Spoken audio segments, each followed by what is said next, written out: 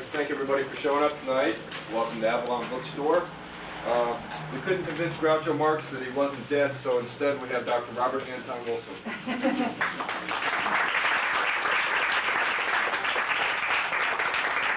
That's one of the shortest and most interesting introductions I ever had. Am I the only one that noticed that one of the last things Ronald Reagan did before leaving the presidency was to have an operation on his asshole? And one of the first things George Bush did on entering the presidency was to have an operation on his middle finger. The only one who imagines a connection there. It's for a man my age, and there are very few. Most men my age are dead already, as Casey Stengel once said. For a man my age, it's profoundly embarrassing that the president and vice president are named Bush and Quayle. When I was growing up, Quayle in Brooklyn, when I was reaching puberty, Quayle had only one meaning. It meant vagina. And I didn't find out it also meant a bird until I was about 19. Adolescents in Brooklyn in the 1940s, before the sexual revolution, before the 60s, before the Kinsey reports were published, and everybody found out, gee, I'm not the only one who does that. Back in the dark ages, boys around the cusp of puberty would gather in the boys' room at the school and discuss Bush and Quayle. Have you ever actually seen a bush? Yeah, my girl let me see a bush, but only quick for a minute, like. Yeah, well, I got two fingers and my girl's Quayle. And I grew up with that. Bush and Quayle, Bush and Quayle. At that stage of adolescence, you're terrified that the grown-ups will find out you're thinking about sex, much less talking about it. And doing anything about it was absolutely out of the question. So this is all, I can say penis and vagina and I'm okay. I can say prick and cunt and I'm okay. But the minute I get to Quayle, I'm 13 years old, and I'm terrified that my parents are going to find out what I'm talking about with the other boys. And now every day I pick up the newspapers and there it is, Bush and Quayle, Bush and Quayle. What are they doing to me? The Republican Party is out to destroy what's left of my sanity. And you've all heard of the Church of the Subgenius, I trust. And you know the secret, you know the secret, praise Bob. You know the secret of power. What's the secret of power? Slack? No, slack. Given how stupid the average guy is, statistically half the people are stupid. Right. You all know how dumb the average guy is. Well, mathematically, by definition, half of them are even dumber than that. Now, once you understand that, you can start your own religion and get as rich as Bob, or L. Ron Hubbard, or Roger Nish. You can have 93 Rolls Royces, too, if you just keep that in mind. Half of them are even dumber than average. And as if that's not bad enough for the philosopher to contemplate, I mean, if you want to make money, it's good news, but if you're a philosopher, it's bad news. On top of that, we've got an incredibly large number of people nowadays who are just plain full of shit. I mean, have you noticed that?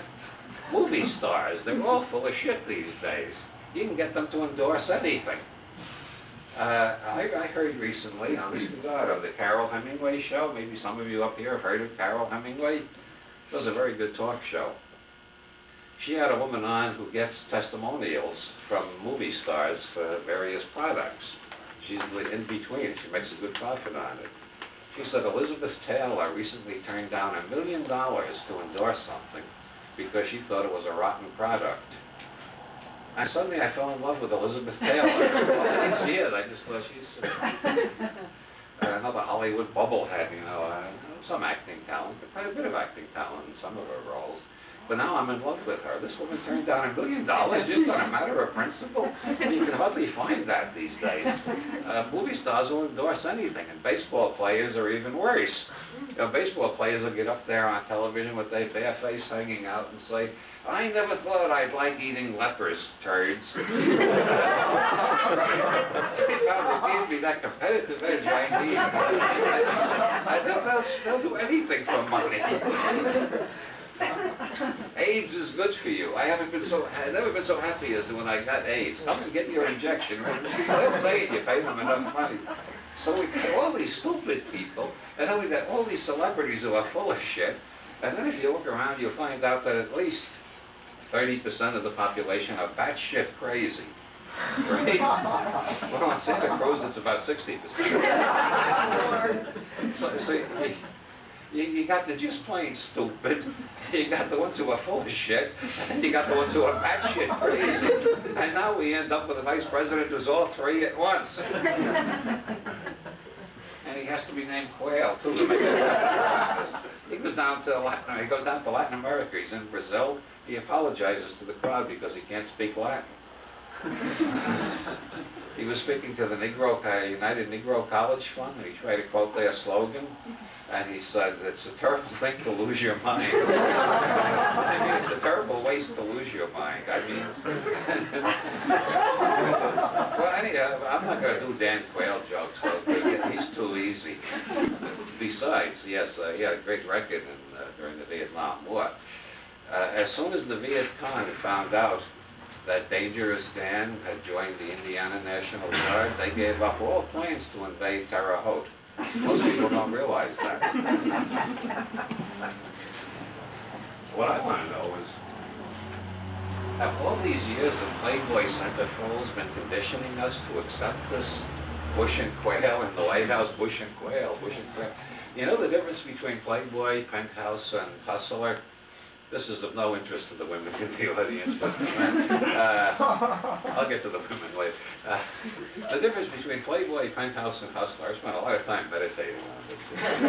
Philosophers have to think about everything, you know, even the most trivial matters.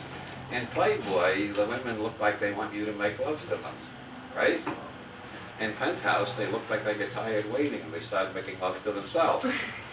And in Hustler, they look like they're having a gynecological examination. Now you know the difference. And now you know the three types of males who buy the three different magazines, and why we have three of them. There's a lot of inferior imitations, but those are the three major ones. These are the three basic approaches to Bush and Quayle. And that's why we got Bush and Quayle running the country. I hope that's clear.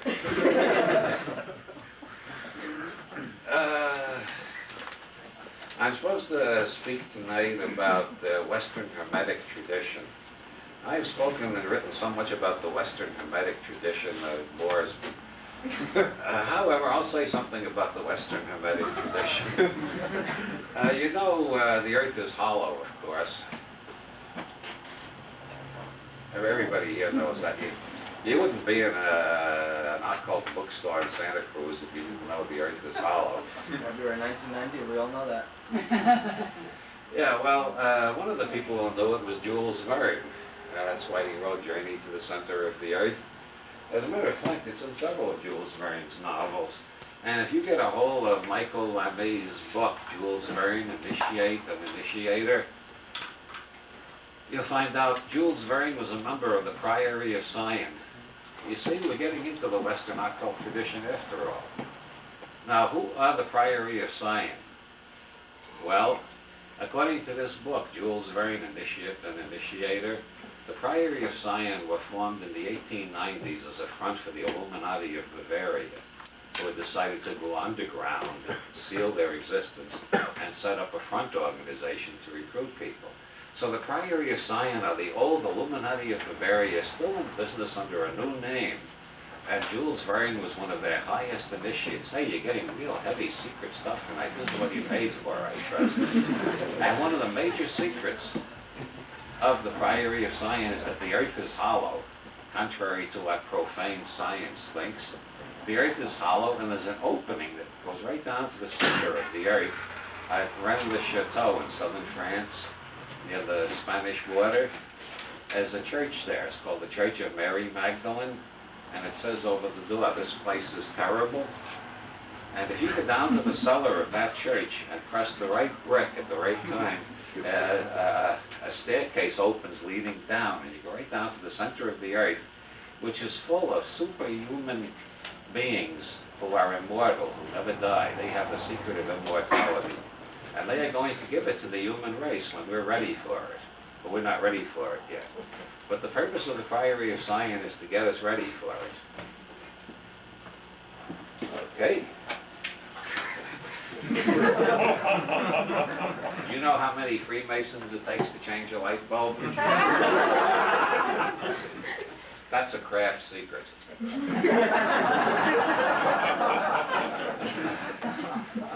The Michael LeVay's theory that the Priory of Sion are allied with immortal superhuman beings who live in the center of the hollow earth, and you can get in through a door in the Church of Mary Magdalene in Rennes-le-Château. That's only, actually, that may not be the whole truth. I hate to disillusion you, but just because you buy a book in a New Age bookstore doesn't mean that everything in it is true. If you buy one of my books, at least half of it is batshit crazy. I believe, well, my attitude towards the readers is an absolutely sadistic one, in the sense that Cummings used the word. E. Cummings said to Ezra Pound once, "You damn sadist, I can see what you're up to. You're trying to force your readers to think." Well, that is a pretty sadistic thing to do. If you go to school, the first thing they teach you is to stop thinking. All children are born, as Buckminster Fuller noticed, all children are born naked, hungry, and intensely curious. And as soon as they start talking, well, even before they start talking, being a parent consists chiefly of following them around the house yelling, "Don't put that in your mouth." That's because the oral biosurvival circuit turns on right after birth, and the first thing they want is mommy's titty. And the second thing they want is to test the rest of the world to see if it's as good as mommy's titty. So everything is about, is this as good as mommy's titty? Now, you know what the carpet tastes like, right? Of course, everybody here knows what the carpet tastes like because you put it in your mouth. You know what the dirt in the flower pot tastes like? You know what everything tastes like. Because this is the first circuit of the nervous system that's activated. If you want to know about the other 7 circuits, buy my book, Prometheus Rising. That's what I'm here for, is to sneak in subtle little plugs from my books. No more of it.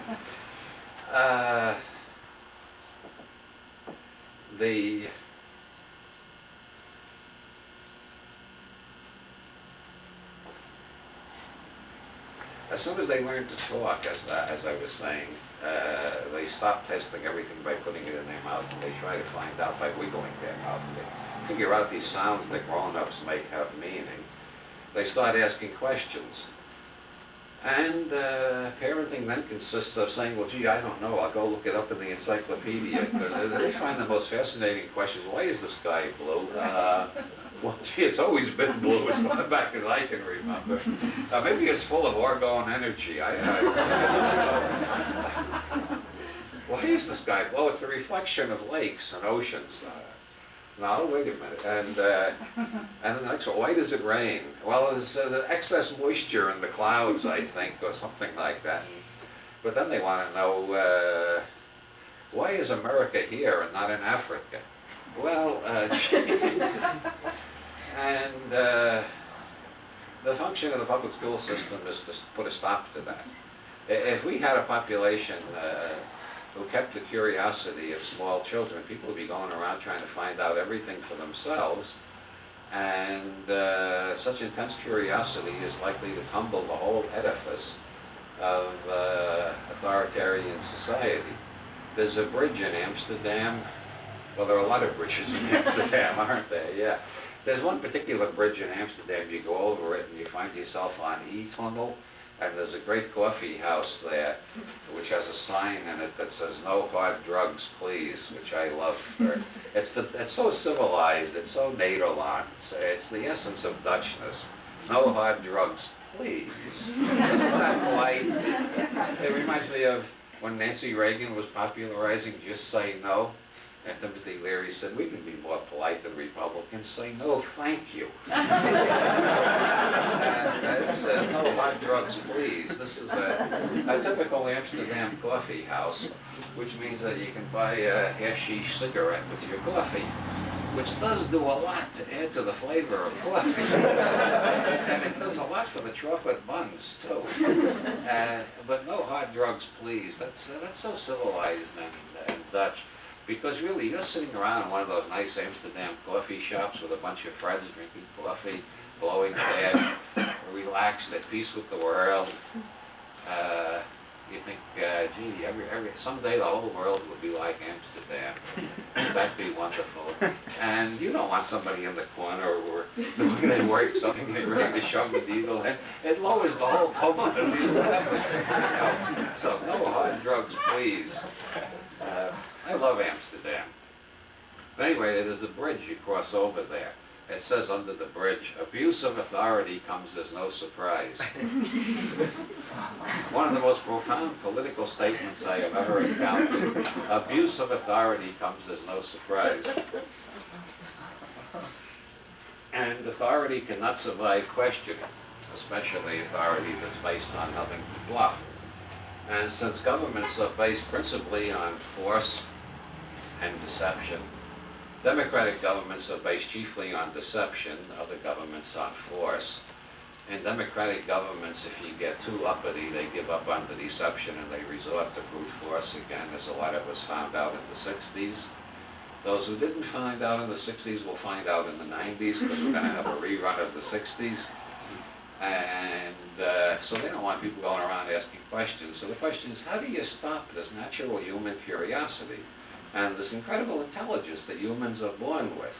All humans seem born with a very high IQ compared to chimpanzees, orangutans, dogs, cats, etc. Like a dog. You've noticed that dogs don't have any sense of time whatsoever. You know, you go out the door and you remember you forgot your wallet, you go back in and the dog goes, I thought you'd never come back, I thought you'd never come back. Thank God you're back, thank God you're back. I never did learn how to use the can opener. I thought I never see you again. It's the same if you've been gone for 2 weeks, you know. So I never see you again. Cats are cool. Cats. Did you ever see a cat walk right into a glass French door? You know, a cat will walk right into a blanket. And they won't admit they were surprised. Their whole career depends on seeming smarter than dogs. Beings feel inferior. The whole cat shtick is look how imperturbable I am. Look how cool and serene. You want to know Buddhism, man? So a cat walks into the glass, bang, turns around. I meant that, I intended that. I don't want people to think stupid. I know what I'm doing. You follow the cat, you see it's hiding behind the couch going,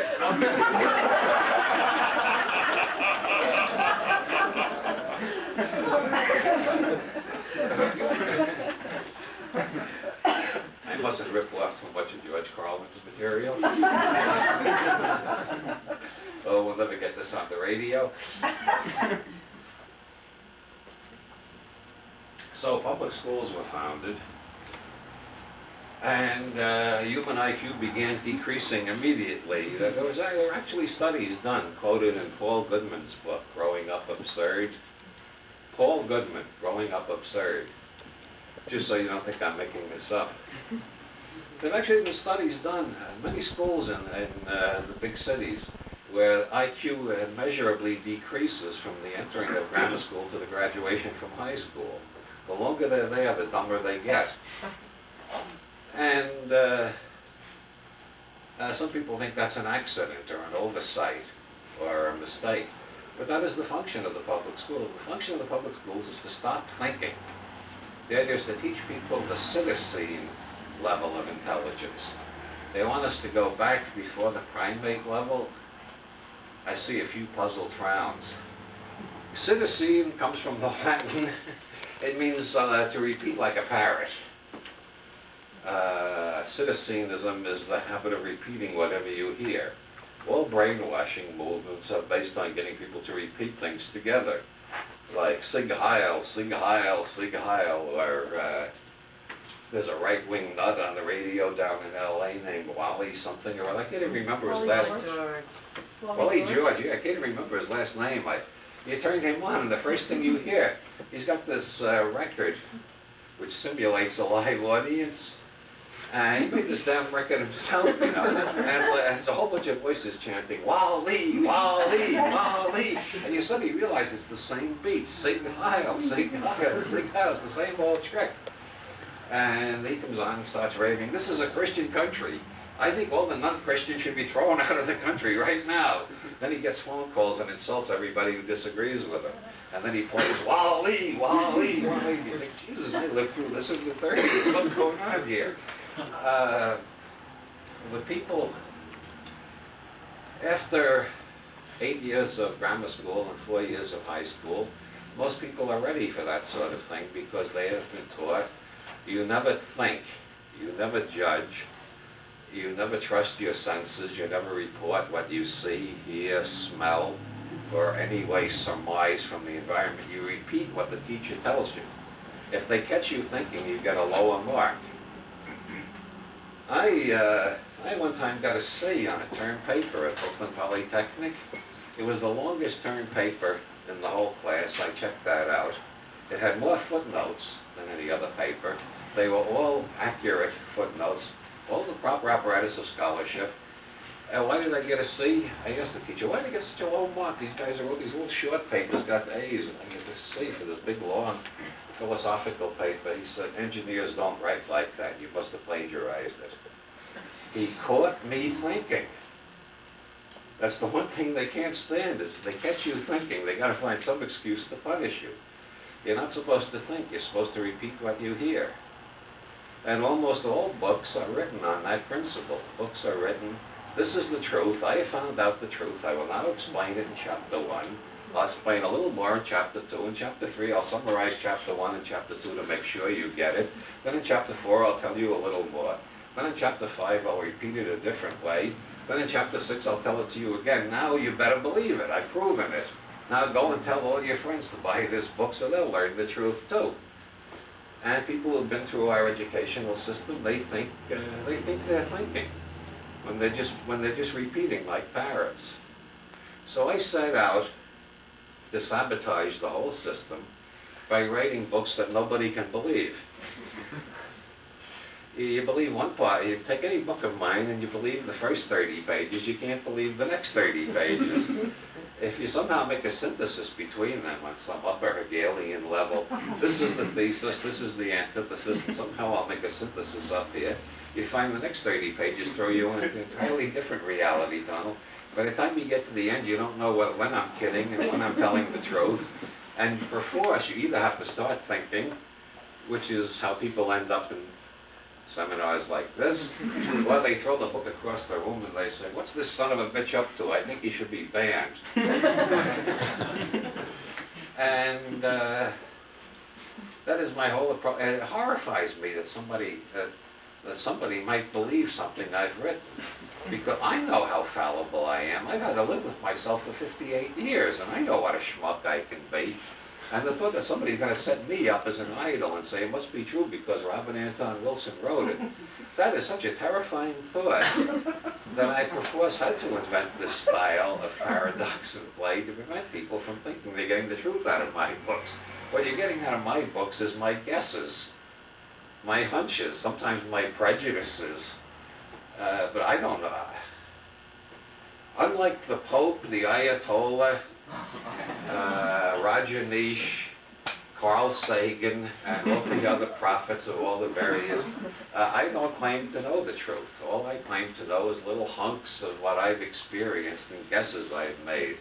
Like I guess there's a world external to my brain. I can't prove it, but it seems more reasonable because I have pretty good luck. Most of the time when I'm writing and I want a cup of coffee, I have pretty good luck at getting up from the word processor, out the door, down the hall, into the kitchen to the coffee machine and bringing back coffee. And I don't think that would work as often as it does if there were no real world out there. I know there are philosophers who can prove there is no real world out there, but I find it more convenient to assume that there is. I also assume I don't know anything about it, except how to find the coffee. Beyond that, it gets more and more perplexing and confusing.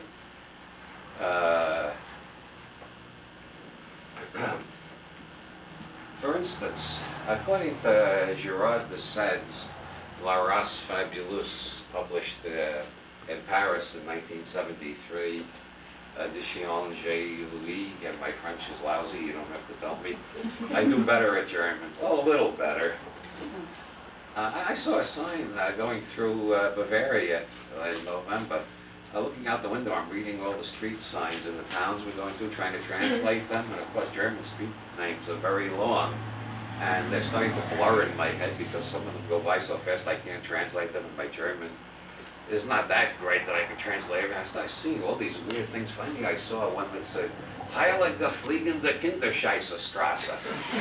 I said, oh no, that can't be. But it was 20 miles back by then. I'll never get back there and find that. Could there possibly be a Heilige Fliegende Kinderscheißerstraße? Those of you who speak German, explain that to me. Gerard de Sade, La Race Fabuleuse, 1973. Also deals with the Priory of Sight. He explains that the works of Nostradamus do not deal with the future. Most people think Nostradamus deals with the future, which makes for a lot of puzzles because if you start studying the history of interpretations of Nostradamus, you find everything in Nostradamus has been interpreted a different way every century.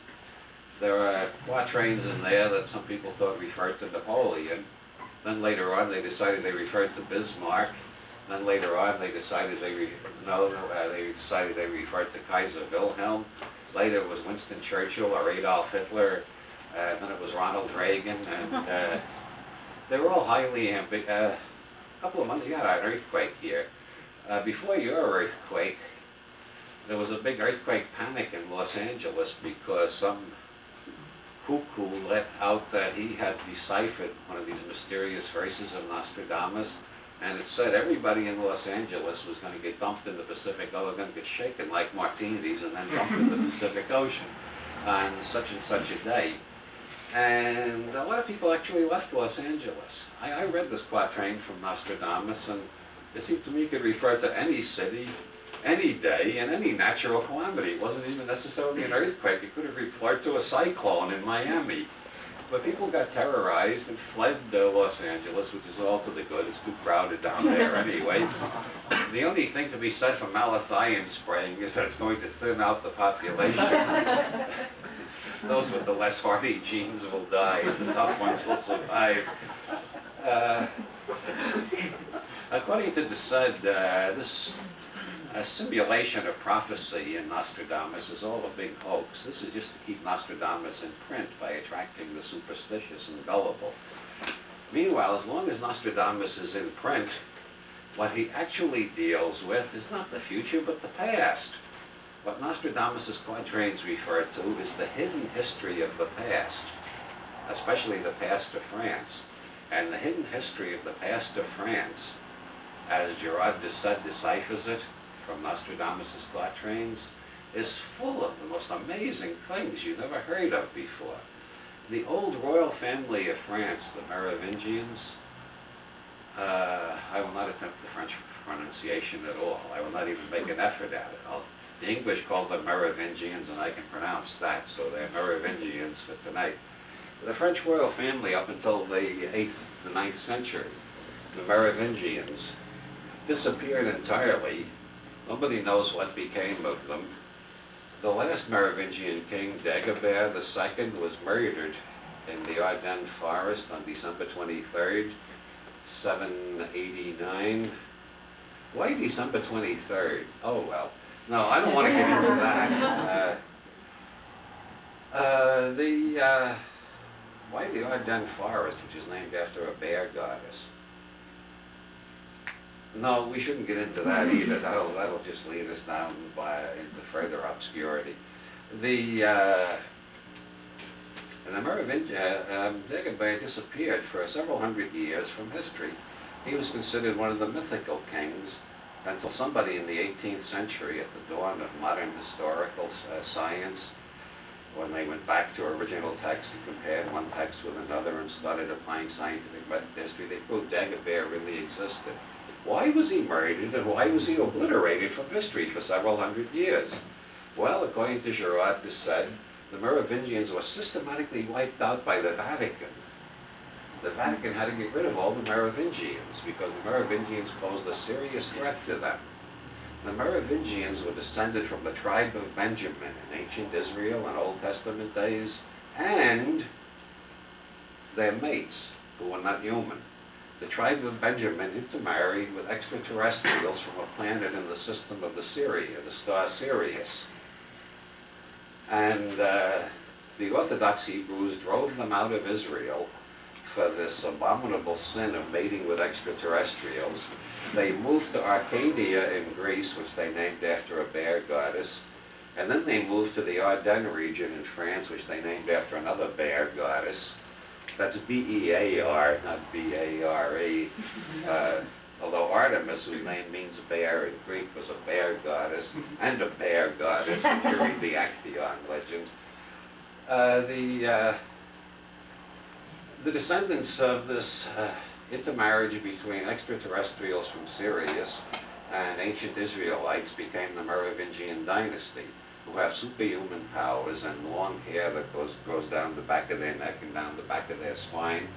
And the Vatican tried to wipe them all out, but a few of them still survive. And they and their allies make up the Priory of Sion, a secret society devoted to bringing the science of Sirius to Earth when we're ready for it. Now that's a little bit different than the theory in Michael LeMay's book, isn't it? That's another reason I don't claim to tell the truth. I don't know how to find out the truth. I just collect theories and guess which one of them sounds more plausible.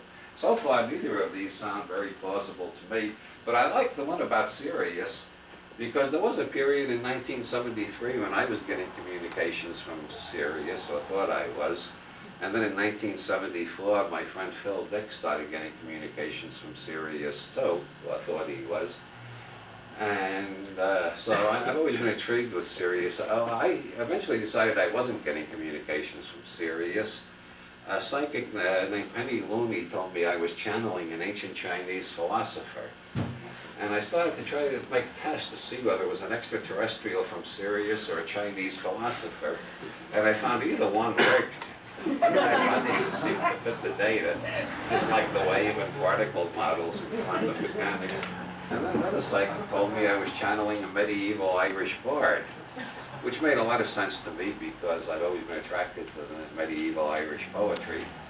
And if a medieval Irish bard was trying to use me as a channel all my life, that's why I would have gotten so involved with Irish literature. But then I saw the movie Harvey, which is about a fellow named Elwood P. Dowd in some city in Ohio who comes out of a bar one night and meets a 6-foot-tall white rabbit lounging against a lamppost. And the rabbit says to him, "How are you this evening, Mr. Dowd?" And in the movie, when Elwood tells this to the psychiatrist, his sister has taken him to the psychiatrist, says, "Weren't you surprised?" And Elwood says, "No, it's a small town, everybody knows my name." Which makes sense to me. The 6-foot-tall white rabbit is well known in County Kerry. He's called the puka, which some linguists claim is the earliest Indo-European form of the word which became bog in Russian and god in English. It means the divinity, the divinity. The earliest divinity of Europe was a giant rabbit, according to some theories. And this giant rabbit still survives in County Kerry, where in modern Gaelic he's called the puka. And occasionally some of them wander as far as Ohio, including that play. There's a skeptical psychiatric orderly in the play named Wilson, and he looks up puka in the dictionary, and the definition he finds in the dictionary is puka, N, a Celtic elf or vegetation spirit, wise but mischievous, fond of rum pots, crack pots, and how are you tonight, Mr. Wilson? Well, when I saw that on television, I thought, oh my God, and now I'm like Phil Dick, the television is talking to me.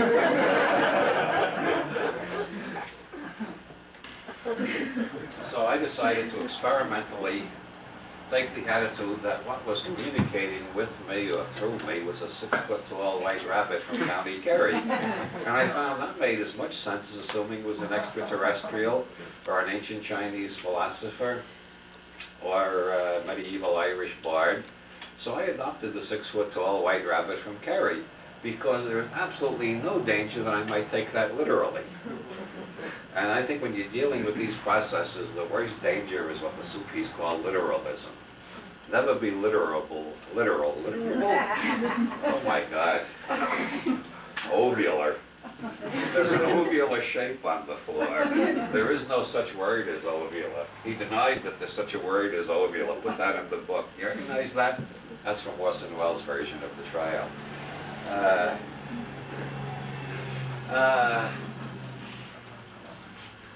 If you don't like the 6-foot-tall white rabbit from County Kerry, you can call it the right hemisphere of the brain. Or you can call it the collective unconscious. Anyway, whether I was getting messages from Sirius or from my own unconscious or the collective unconscious, or what lies even deeper than the collective unconscious according to Jung, the psychoid level, which is the same in all animals, not just in humans, and it's also the same in inanimate matter as it is in animate matter, and it has the quantum characteristic of non-locality. So it includes all space and all time, which explains why you often get precognition on this level, which is what Jung calls synchronicity. One student of Jung tells about a time at the Jung Institute when they were having one of these incredible coincidences after another. And this student said to Jung, I can't understand all this. And Jung said, it's just synchronicity. And then the next day there was more of it. The student says, how can this synchronicity keep on happening like this? Jung said, okay, it's demons.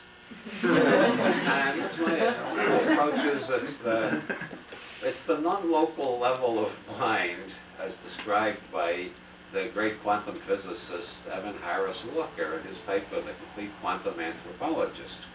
And anybody who can't understand the mathematics in Walker's paper, it's a 6-foot-tall white rabbit from County Kerry. That you can understand, right? Just don't take it literally. Anyway, there's a church in Stenay, which was one of the capitals of the Merovingian dynasty, which is oriented so that if you stand by the altar and look out the door in the summer, you'll see Sirius framed right in the doorway leading into the church.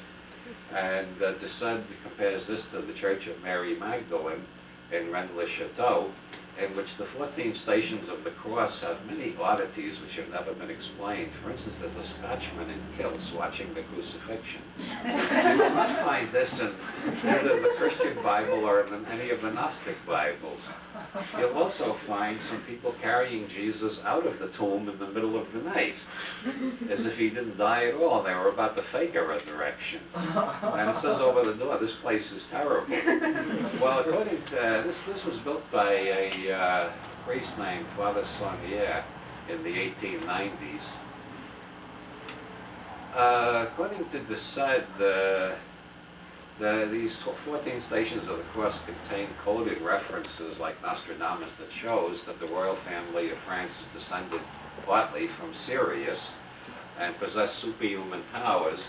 And there are hints that we'll have peace in Europe and apparently in the whole world once these superhuman beings are allowed to rule us again, after all the mistakes of the last 2 centuries are undone, and all these democratic follies are put aside, and we accept these superhuman beings who have come here just to help us. And I say, gee, that bullshit sounds familiar. We've never heard that before. We've been hearing that since the Stone Age about various types who have a desire to rule. Oh, we're not humans like you are. We're descended from the sun god. That's what the Aztecs said. That's what the Inca said in Peru. That's what the Hirohito was the last one to claim that, and he was buried. God is dead. Ever since Hirohito was buried, we got no more gods on this planet. He was the last one. Well, no, we still had Rajneesh, didn't we? After Rajneesh was buried, well, suddenly we were left on our own. We got to figure it out for ourselves now. Well, maybe another god will pop up somewhere. 73, when La Race Fabuleuse was published, a Swiss journalist named Matthew Pauli published a book called Undercurrents of Political Ambition.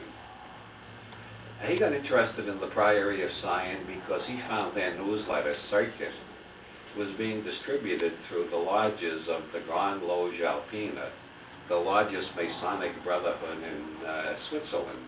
As a matter of fact, the Grande Loge Alpina contains the bankers who own the banks in Zurich and Basel, who pretty much control European finance. And there's as many conspiracy theories about the Grande Loge Alpina over in Europe as there are about the Bohemian Club over here. These are the richest people in Europe, and they belong to the secret Masonic group, the Grande Loge Alpina. Harold Wilson, no relative. He was a prime minister in England back before Thatcher, if anybody can remember a time before Thatcher, way back in the dark ages there in the 70s. Harold Wilson called them the Gnomes of Zurich. As far as I know, he was the only one that ever pronounced the G in Gnomes. We call them the Gnomes of Zurich. He complained that no matter what any government in Europe tried to do, if the Gnomes of Zurich didn't like it, they'd stop it one way or another. And as a matter of fact, governments don't act, governments only react.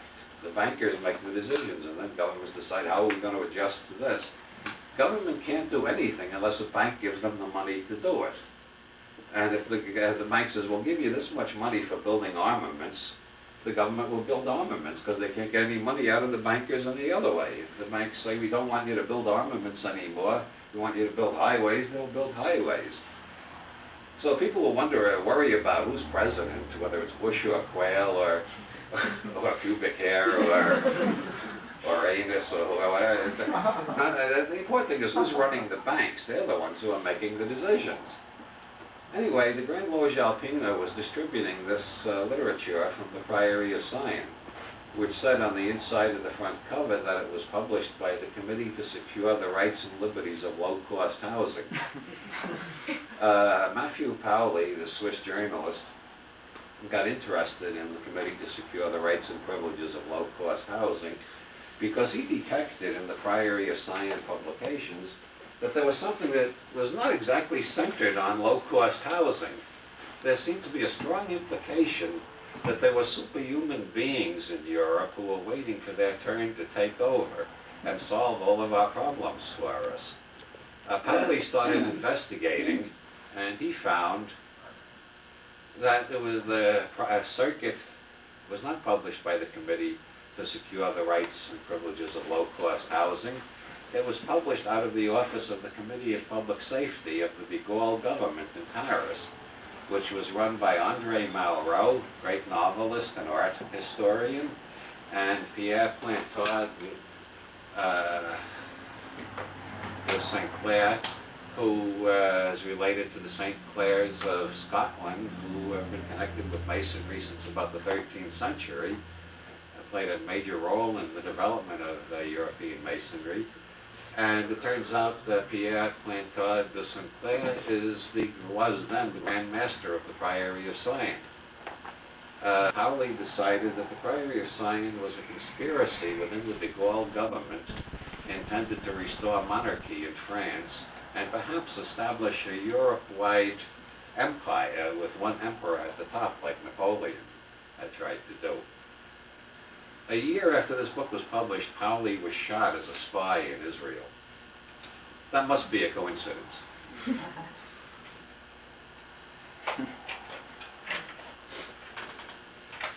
A French magazine,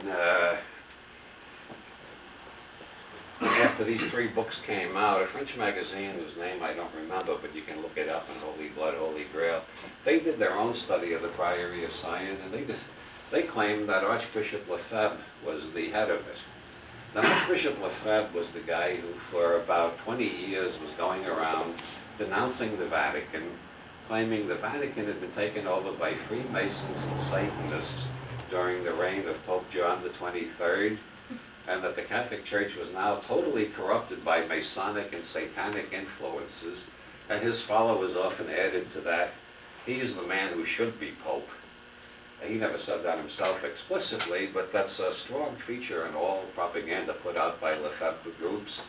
They put an ad, did I mention this ad that was in the Los Angeles paper? I think I mentioned it earlier today. A couple of weeks ago in the LA Times there was an ad that said, Jesus and Mary predict huge earthquake for LA. And this ad explained that Los Angeles is going to have a bigger earthquake than you had up here, much bigger. And the only way to survive is by hanging a crucifix on your door, buying a rosary, and getting a copy of the Catholic Bible translated before 1965. That's before Vatican II. This is a key thing with the Lefebvre people, is that everything since 1965, everything that's come out of the Vatican since 1965 has been the work of Freemasons and Satanists. And Lefebvre is the only one who's maintaining the true Catholic Church. And he got away with this for over 20 years. Last year they abruptly excommunicated him. For years I was wondering, why don't they excommunicate this guy? I mean, he's marching up and down Europe, as it were. He's publishing he's got all these followers, putting out all these hysterical publications announcing the Vatican is run by Satanists. And they just ignore him. Well, after 20 years they stopped ignoring him and they excommunicated him, which means that he got more publicity and more followers. Maybe that's why it took them so long to excommunicate him. He's got a group in Long Island called Our Lady of the Flowers. If you write to them, you will get 2 rose petals blessed by Jesus Christ himself, and a lot of propaganda about why Jesus wants you to kill homosexuals. Jesus is really pissed at the gay men. He's got a real thing. He's off his head on the subject. That's why he's sending the fucking earthquake. This is what the Lefebvre people believe. One of his disciples, Father Lone Cron, who was, matter of fact, ordained by Lefebvre himself, he tried to shoot the Pope in Fatima a couple of years ago, bang, bang, bang, and he missed. Well, priests are not trained. He said at his trial that, in the cross-examination, the prosecutor said, "You show no remorse whatsoever. Do you feel no sense of guilt?" And he said, "I have absolutely no guilt about trying to kill the Antichrist.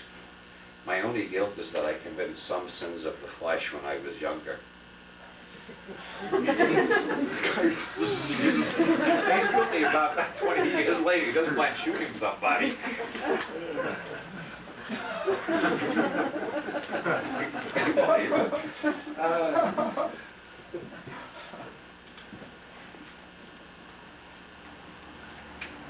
In 1981 appeared Holy Blood, Holy Grail, which at last revealed the actual truth.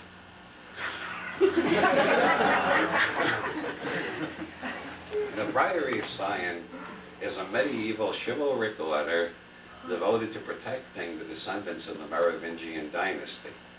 And the reason they are being protected against the continuous attempts of the Vatican to get rid of them all is not that they are descended from people from Sirius, but that they are descended from Jesus Christ and Mary Magdalene.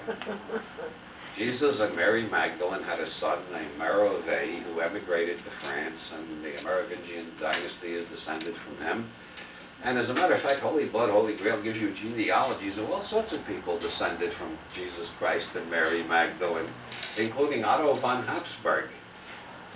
Now, Otto von Habsburg was one of the founders of the Bilderbergers. I trust you're paying close attention at this point. It gets a bit hairy around here. The Bilderbergers, originally sponsored by Prince Bernhard of the Netherlands, was also on the charts in Holy Blood, Holy Grail. He's also descended from Jesus Christ and Mary Magdalene, if you believe this theory. Prince Bernhard founded the Bilderbergers. Otto von Habsburg has been the chief financier behind it. Otto von Habsburg's grandfather gave several million francs to the priest who built that weird church of Mary Magdalene in Rennes-le-Château with the sign over the door saying this place is terrible. And the brick in the cellar that will let you down to the center of hollow earth, if you believe the other story. Now I have a friend who was over in Rennes-le-Château last year, and he found a hollow statue in the church. He was looking around to see how many mysteries he could solve. He found this is hollow, by God. None of the other investigators have discovered this. I found something on my own. He managed to get the statue open and unscrewed. And inside were some German newspapers from 1904 that had absolutely no relation to any of this stuff. At this point, I gotta tell you, One of the grand masters of the Priory of Sion in the 1960s was Jean Cocteau, who was also one of the founders of the Surrealist movement, the biggest opium head in France, experimented with peyote also. There's a movie Cocteau made with BBC called Portrait of a Poet, and Cocteau insisted on being in on the editing. It was not just about him, he wanted it to have his own style. There's a scene in there of Cocteau coming out of his house, and a policeman stops him, asks him a couple of questions, and then lets him walk on. And on the soundtrack you hear Cocteau's voice saying, "The poet must always be a suspicious character. The authorities must always worry what he is hatching." That's why they have public schools, remember? To make sure nobody's hatching anything. We're all just repeating like parrots. My beautiful wife, Orlin, has read some of this literature, not as much as I have, but I keep waving these books at her and say, "Jesus Christ, look at this, isn't this fantastic? What do you think about this?" And she looked to Holy Blood, Holy Grail and said, "Oh, it's obvious. I can see it. 1932, a cellar in Paris. Cocteau, Dali, Andre Breton, a whole bunch, they're all sitting around smoking opium. And one of them says, "You know, surrealism has pretty much had it. People are getting bored. We can't revive Dada. What are we going to do?" And Cocteau takes a long toke. "Let's overthrow the Catholic Church."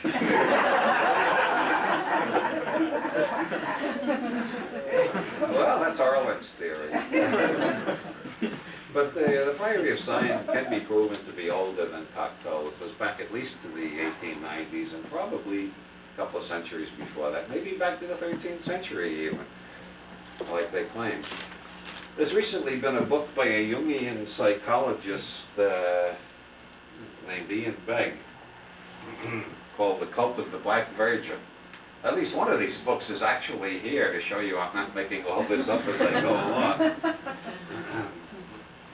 Oh, here's Holy Blood, Holy Grail. So, Ian Begg made a study of the 400 and somewhat more than 400 statues in European churches of the Virgin Mary, in which the Virgin Mary appears to be black or Negro. Now, if these statues all appeared in the last 40 or 60 years, you might make a good case of attributing them to the Rastafarians. The Rastafarians believed that Jesus and his whole family were black. They also believed all the heroes of the Old Testament were black. They got some good biblical references to back this. If you believe that black in the King James Version means black racially, depends on, there's room for interpretation. But the Rastafarians did not do this. These statues have been there for 700 years. Most of them can be definitely dated to the 13th century. So who did it? Well, according to Ian Begg, the Priory of Sion did it. For some reason in the 13th century, they went all over Europe planting statues to indicate that the house of David was black, or at least part of it was black by the time it got to Jesus anyway. Why did they do this? Well, maybe it was true. If you take a look at the map, the Near East and Africa are pretty close. There must have been a lot of genetic drift back and forth. Read some of the Rastafarian literature. They'll convince you. They have a lot of good. Ian Begg doesn't go into that. He says black is a symbol of the supreme mystical state. Only the ignorant Buddhists think white light represents the supreme mystical state. The Sufis know that above the white light there's the trance of total blackness, which is the highest trance of all, and reveals the true nature of everything, which Aleister Crowley described as nothing. The true nature of everything is nothing. That is the negative void. You think of a positive void as endless whiteness. You got to think of it as endless blackness to get the negative void, the Kabbalistic zero, and that's the true essence of everything, according to the Sufi tradition and according to Aleister Crowley, who, by the way, was associated with the priest who built that church in Rennes-le-Château. Says this place is terrible and has the Scotchman in kilts at the crucifixion. Crowley learned magic from the Gregor Mathers, who was a Scotchman who claimed his family had been Freemasons since the days of the Knights Templar and that he was the reincarnation of King James II, the last Scotch king of England. But that's more or less a digression, don't let it confuse you. I'm trying to make this as simple as possible. The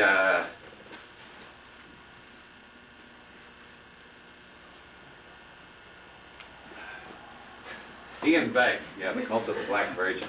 The Priory of Sion put these statues all over Europe. As a matter of fact, there's one in Dublin. Our Lady of Dublin is black. I've actually seen her. And like all the other black virgins around Europe, she was lost and refound. Almost every one of these black statues, there's a legend about how she got lost and then miraculously was recovered. Our Lady of Dublin was found in a blacksmith's yard after being lost for 200 years.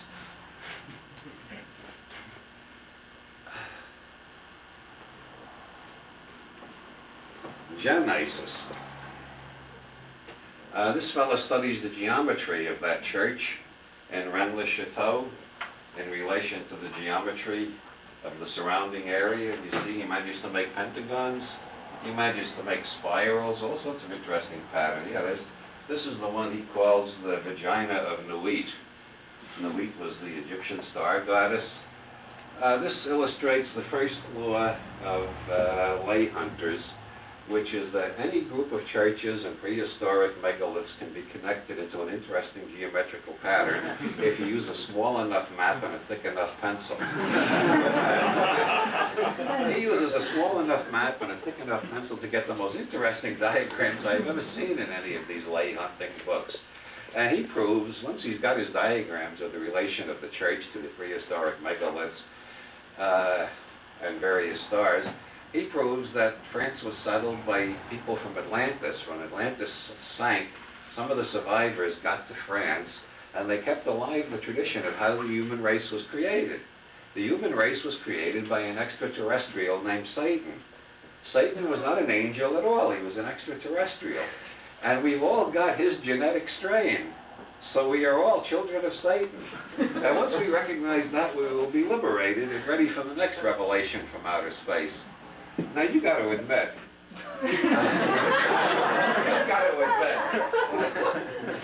some people are stupid, some people are batshit crazy, and some are just full of shit. You got to admit, this is much better bullshit than you get from Romford.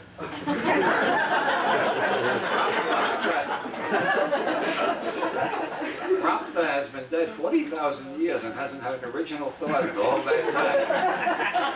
You can't get anything from Ramtha you can't get from Hallmark greeting cards. Well, or the editorials in Reader's Digest. This stuff is original and provocative. This stuff might actually come from extraterrestrials. At least it shows a rather transhuman sense of humor and a definite attempt to adjust our minds in such a way that we are no longer sure that we fully understand the difference between poetry and reality, which is another reason for suspecting Cocteau was the main architect. But this does enlarge the mind, liberate the energies, and create an acute case of paranoia when you trace all the people on that Merovingian chart, like Otto von Habsburg is the president of the Society for the United States of Europe. They've been working for decades to create a united Europe, which is about to appear. Just when they're about to do it, the whole Eastern Bloc breaks loose from Russia. Why did Gorbachev let them break loose? Who's dealing with who behind the scenes? What has this got to do with the gnomes of Zurich who put up the financing before any major political change can occur? What has this got to do with the Pay-Do group in Italy? Pay-Do was using the Vatican Bank to launder most of the cocaine money from South America and most of the heroin money from the Near East.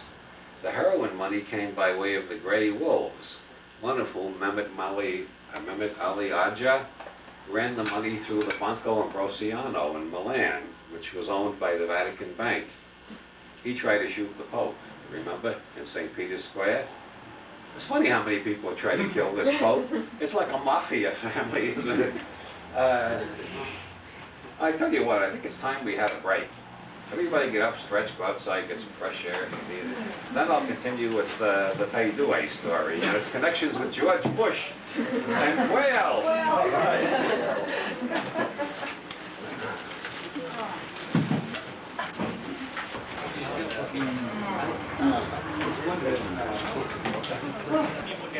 Some people came up and asked me questions while I was signing books with some other people, and it got a bit chaotic, but it did suggest to me that people have a lot of questions. Now I have to leave at 8:30 because I have to catch a plane.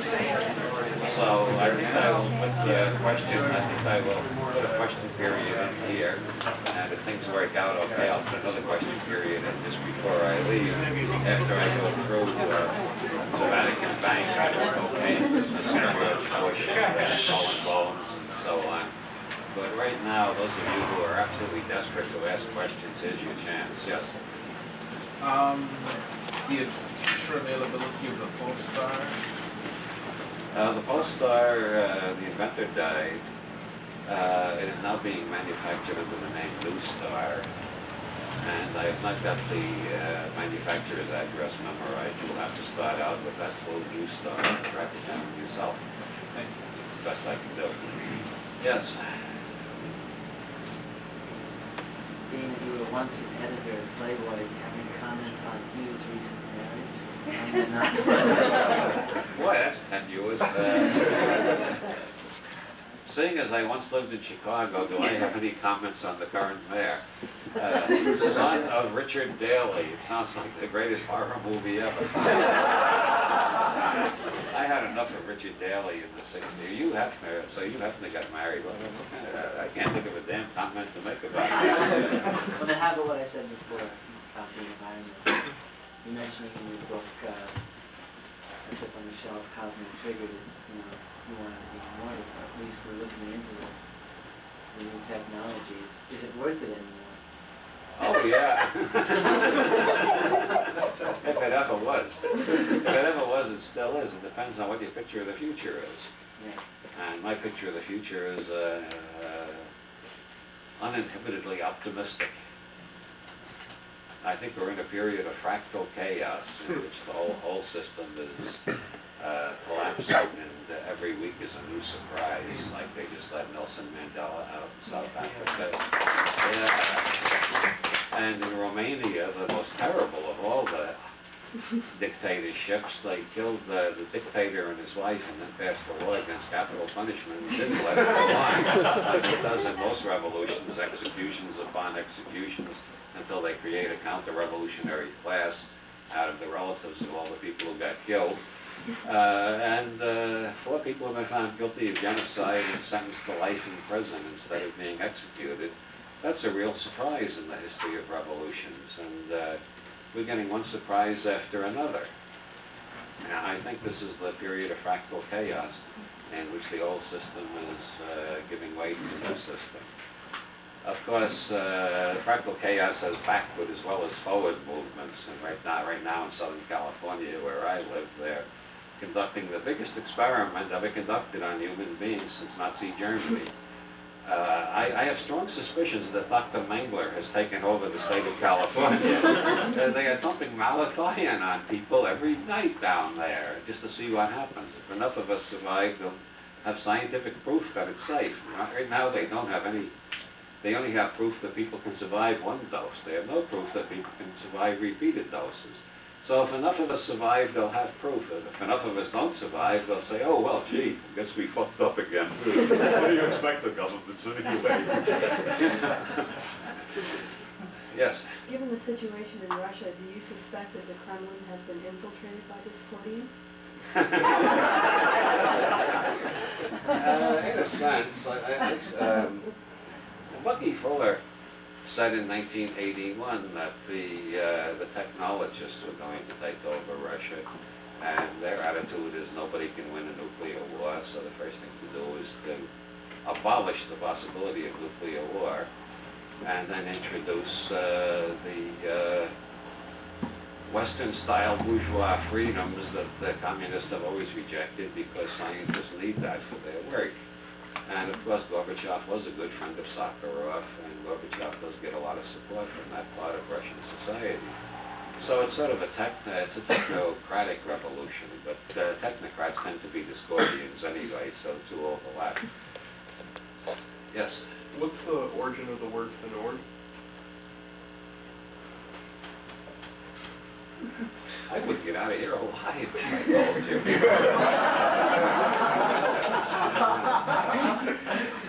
I'll quote you from the Gospel of Thomas, which is the earliest of all Gospels, earlier than any that got into the Bible.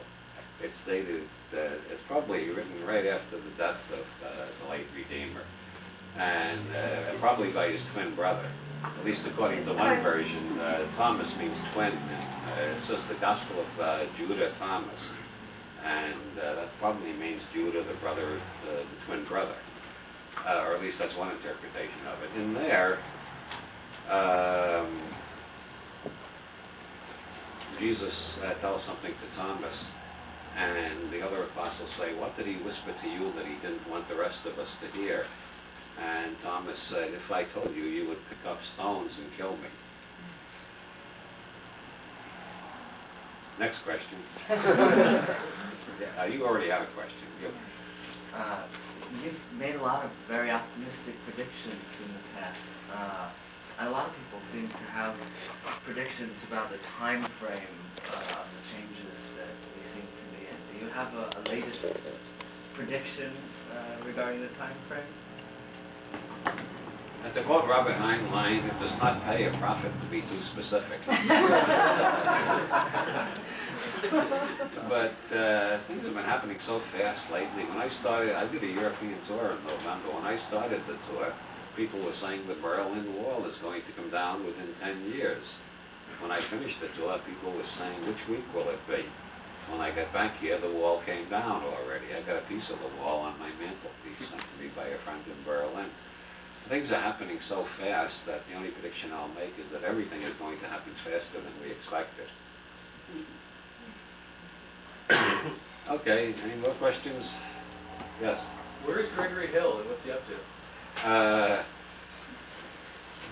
Gregory Hill is the head of a large computer facility owned by one of the largest banks in the United States. He's not writing anymore. Running this big computer complex is keeping him busy enough. And he's still the same whimsical, surrealist character, which makes me wonder what's happening to the banking system. Kerry Thornley? Kerry Thornley is still sending out long documents explaining that he killed John Kennedy while under hypnosis by the CIA, and I was his CIA babysitter, and I only deny it because all CIA agents deny what they did. And I thank him for the publicity.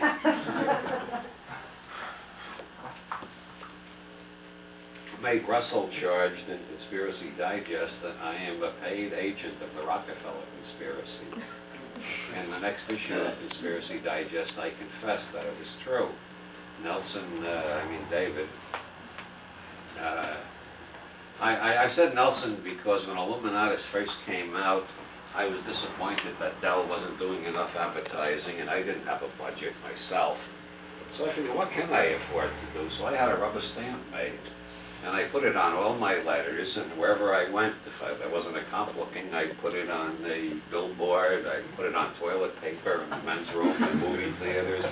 Everywhere I went, I put this rubber stamp that said, "Why is Nelson Rockefeller never seen in public without his trousers? Read Illuminatus." That would arouse a lot of curiosity. And this goes to show artists never understand the depth of their own inspiration or how the collective unconscious works, because when Nelson Rockefeller died, he didn't have his trousers on, as you may remember. Anyway, in my confession in Conspiracy Digest, I said Mae Russell was right. David Rockefeller comes around every week and gives me a bar of solid gold, and my whole cellar is stacked from floor to ceiling with these bars of Rockefeller gold. And then I ended woof, woof, woof. And I'm sure, knowing May, she was going around showing that letter to people for years, saying, here, he confessed, he admitted it. And he even gives away his extraterrestrial origin. You get that reference for the dog star in there? Okay, we will now continue with the evening's entertainment. And I hope you find as many yaks in the second part as you found in the first part. During World War II, a young Italian named Licio Gelli managed to get himself a position in the communist underground in Italy and a job with the Gestapo at the same time. You will already see that Mr. Gelli was good at fancy footwork. He managed to go through the whole war working for the underground and the Gestapo, simultaneously persuading each side that he was betraying the other and actually loyally serving them. A lot of people went to their deaths because Gelli turned them into the Gestapo. A lot of people did not go to their deaths because Gelli did not turn them into the Gestapo. There was some attempt to bring him to trial as a war criminal at the end of the war, but this was stopped by the numbers of people who came forth and said he helped the underground more than anybody in Italy, so he got off scot-free. He thereupon went to work, set up an office in Rome with a couple of friends who were expert forgers, and created alternative ID for not wanted Nazi war criminals, most of whom went to Latin America, and Gelli later got them jobs with American intelligence there. Among them was Klaus Barbie, whom you may have heard of. Gelli pretty soon staffed the Latin American branch of the CIA with Nazi war criminals, one or two of whom gets caught every year, and the CIA always throws up their hands and say, we didn't know he was a Nazi war criminal, we thought he just looked like that Nazi war criminal. Gelli officially went to work for the CIA in the 1950s. He was working out of the American Embassy in Rome, according to quite a few witnesses. One of his first major jobs for the CIA was turning the Italian labor movement away from the left-wing direction it was taking after World War II in a right-wing direction.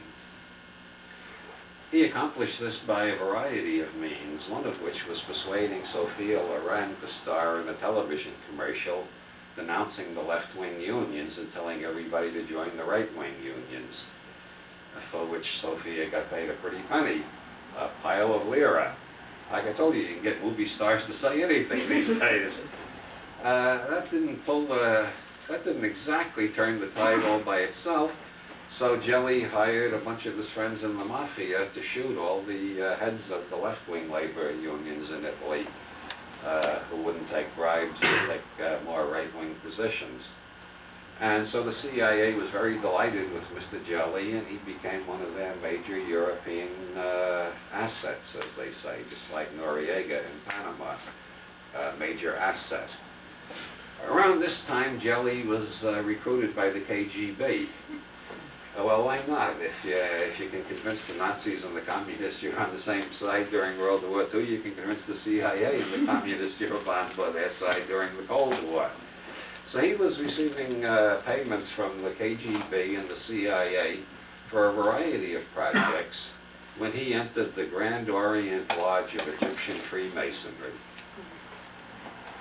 The Grand Orient Lodge of Egyptian Freemasonry was founded in 1771 by the Duc d'Orléans, and who had ambitions of becoming king.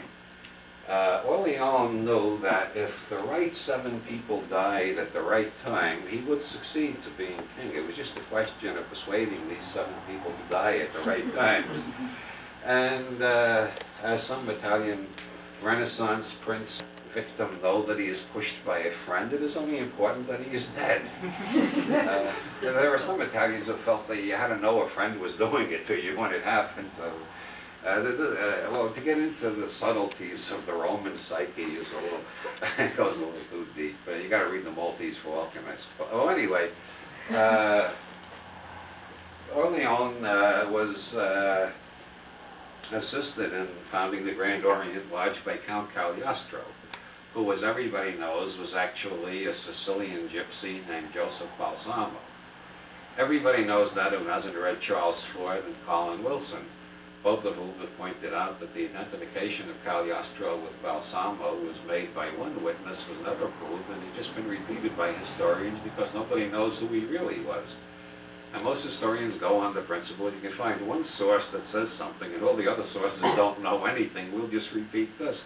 Nobody actually knows who Cagliostro was, or where he came from, except that he seemed to belong to every secret society in Europe, had all their insignias on his robes, knew all their secret grips and passwords, and had a hell of a lot of money, which he distributed in poor neighborhoods all over France, while he was doing miracle healings using mesmerism.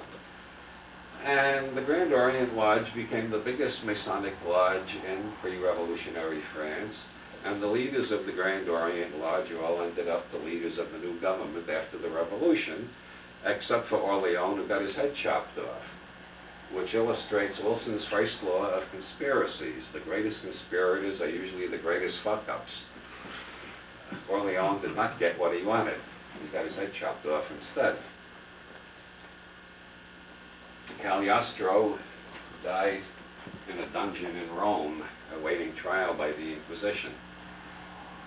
The Grand Orient Lodge was involved in quite a lot of radical activity through the 19th century, including the Paris Commune of the 1870s. When Gelli entered the Grand Orient Lodge, he ascended to the 3rd degree, which is pretty low, comparatively speaking, because there are 32 degrees. After attaining the 3rd degree, learning the identity of the widow's son, and that of which it is wisest not to speak, Gelli founded Propaganda Due, which was named after Propaganda Uno, which was a Masonic socialist conspiracy of the 1870s. Except Propaganda Due, unlike Propaganda Uno, was not a socialist conspiracy, it was a fascist conspiracy. He recruited most of the remaining fascists in Italy, and then set about recruiting everybody in a position of power. One of the rules of Propaganda Due was that you had to write out in handwriting, not on typewriter, you had to write in your own handwriting and give to the Grand Master of the Lodge, Licio Gelli, a complete confession of all your crimes and sins, everything illegal and unethical you had ever done. And because Propaganda Due had acquired the reputation of being the people who were getting into power in Italy, a lot of people wanted to join, so they wrote out these confessions, and this gave Gelli ample opportunity to blackmail people who didn't want to join Pay Due. He called them up and told them what he had in his files and saying, unless you join Pay Due, this goes to the press tomorrow. So, in 1981, when Pay Due exploded into public notice, they discovered there were 451 members of Pay Due in key positions in the Italian government, including the head of the secret police. When the police went to arrest Gelli, he had already left Italy and flown to Uruguay because the head of the secret police had tipped him off, being a member of Pay Due himself.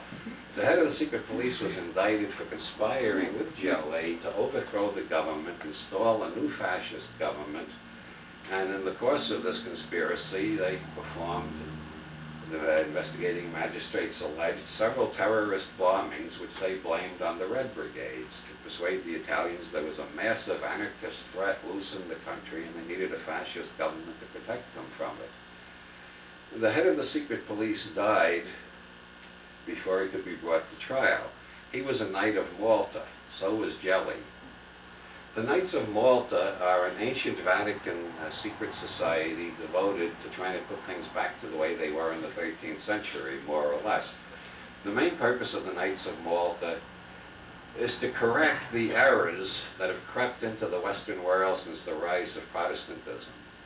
The Western world is full of people who do not acknowledge the infallibility of the Pope. This is an error. The Western world is full of people who believe it's legitimate to overthrow an ordained monarch. This is an error. Pope Leo the faulty findeth, as Joyce calls him. What number did he have? Oh, you know the bastard I mean. Leo in the 1870s, he wrote a syllabus of errors, listing all the errors of the modern world. Most of them you'll find in the American Bill of Rights. These are all errors. Freedom of the press is an error. The press only has the freedom to print the truth, and the church defines the truth. The idea that we can print whatever we want is an error. The function of the Knights of Malta is to undo the Protestant Reformation, undo the democratic revolutions of the 18th century, and reestablish papal control over the whole world the way it should be, the way Jesus intended it to be when he founded the Catholic Church. You all know Jesus founded the Catholic Church, right? So Jelly was a Knight of Malta. The chief of the secret police was a Knight of Malta. Within Masonry, which the Knights of Malta have been trying to abolish for 200 years, they founded this quasi-Masonic order called Pei Dui. The next in line for chief of the secret police, after the head of the secret police died, turned out to be a member of Pei Dui also. He was brought to trial for conspiracy in the Bologna railway bombing and acquitted. Jelly, in the early 1970s, had recruited Roberto Calvi, who was a middle rank officer of Banco Ambrosiano, a bank owned by the Vatican Bank, but operating as a separate organization in Milan. Roberto Calvi believed that power in this world is based on what the Italians call secret power. All open power is based on secret power that works behind the scenes. Calvi told this to everybody he ever got into a philosophical discussion with. He told it to his son, he told it to other workers at the bank. It was one of his favorite topics when he wasn't recommending The Godfather. Calvi always told everybody, there's only one novel you have to read. Read The Godfather. That's the book that shows the way the world is really run. The rest of it is all romantic nonsense. So Calvi had a deep passion to find out who held the secret power so he could join them and be on the winning side, which makes a lot of sense if you want to be on the end. I'm always amazed by paranoids who find out who holds the power and then spend all their time fighting with them. If you know who holds the power, the thing to do is join them. If you're going to fight them, you're just going to wear yourself down, right? Doesn't that make sense? Or do we have some idealists left in the world? Well, Calvi joined Propaganda Due and got to be president of Banco Ambrosiano.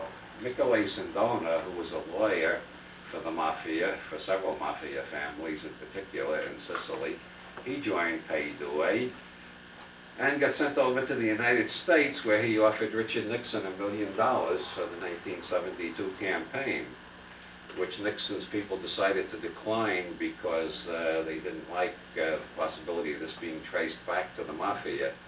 Whether they ever managed to give the $1 million to Nixon through some subterranean channel, I have been unable to discover. But Sindona was at Nixon's inauguration that year. Sindona founded the Franklin National Bank in this country, and shortly thereafter was convicted of 65 counts of stock and currency fraud and faking his own kidnapping to avoid trial on those 65 counts. Then he hired, Nixon was out of office by then, he hired Nixon's law firm to fight his extradition to Italy, and they fought for a long time, 7 or 8 years, before Sindona was finally sent back to Italy, where he was convicted of murdering a bank examiner in connection with the failure of several of his banks over there, from which he had embezzled as much money as he had embezzled from the Franklin National Bank over here. And then he was about to stand trial for conspiracy with Jelly and General Michieli of the secret police, and Michio Jelly, and this fascist conspiracy to overthrow the government of Italy. Before he could stand trial on that charge, he was poisoned in his cell. Roberto Calvi was indicted for embezzling from his own bank, for laundering heroin money for the Grey Wolves and other groups in the Near East. But the Grey Wolves are especially interesting. They believe Allah, the Islamic God, has appointed them to destroy the state of Israel. Now Allah like many gods, is inscrutable. He says, go do this, and he doesn't tell you how. The Grey Wolves are a bunch of poor Palestinians with not a pot to piss in, so to speak, or at least they were when they started out. How are they going to overthrow Israel? Well, they figured out how. They started dealing heroin. And pretty soon they had enough money to buy lots of guns. And then they found another source of money. They started renting out some of their leading, their most talented young men as assassins to other terrorist groups around Europe. And that made more money for them.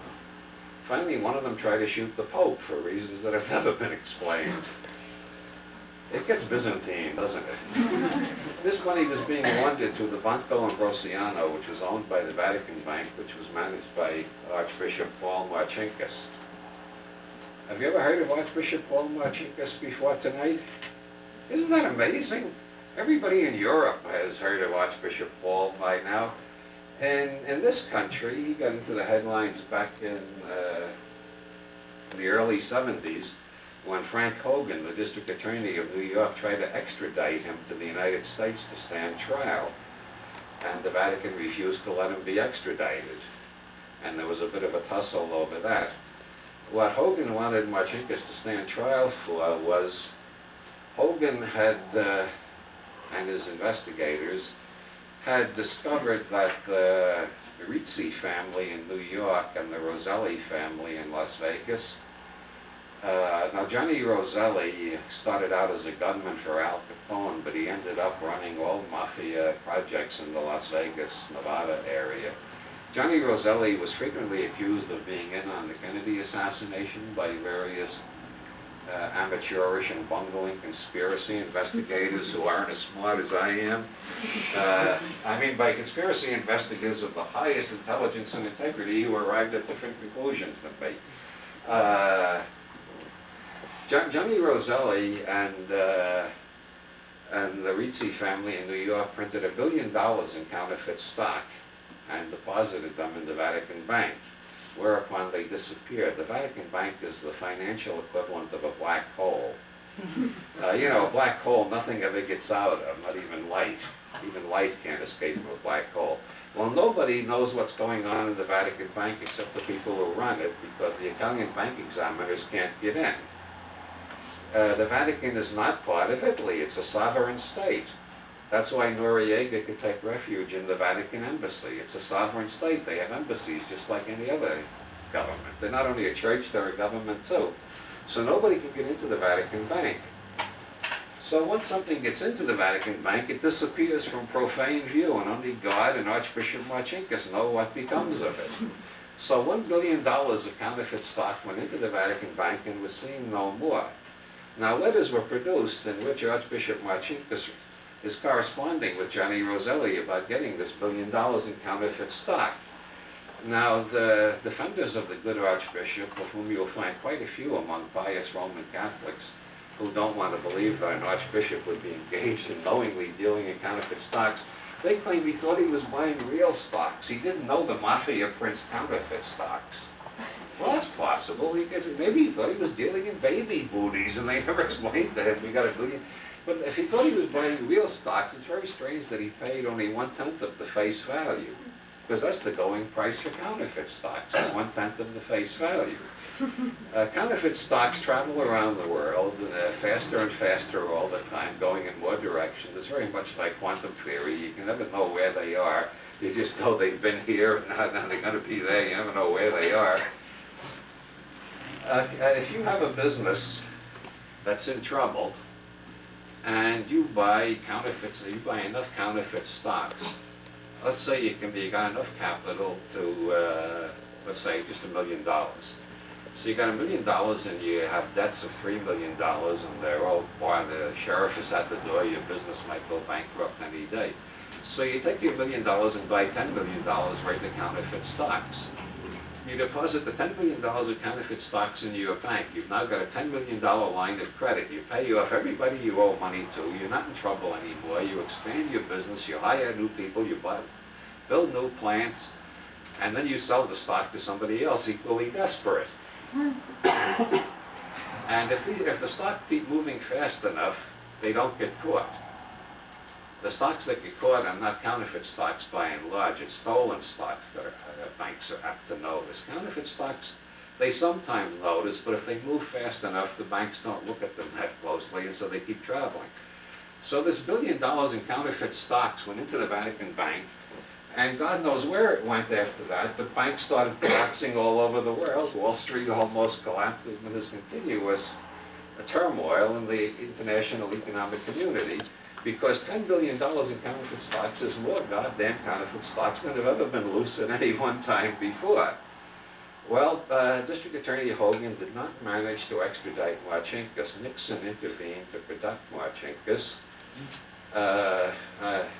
There's an implication that Nixon was afraid of losing the Catholic vote. I don't know. Nixon also had Sindona as a guest at his inauguration, so one feels there was a closer connection than just the Catholic vote.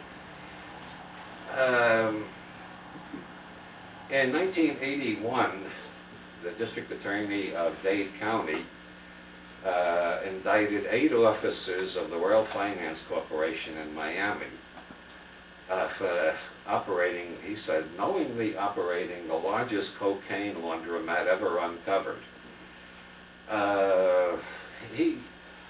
The DA got interested in this bank, the World Finance Corporation, because garbage men had told the police that they kept finding marijuana stems in the garbage. No, not stems, the stalks that you break the stems off before you take the leaves off the stems, you know.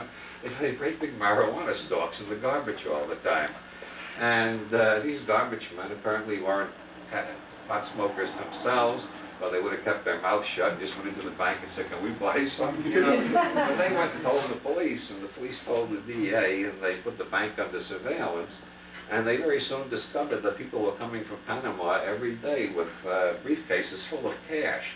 Panama is the only country in the world that uses American dollars outside America as its currency.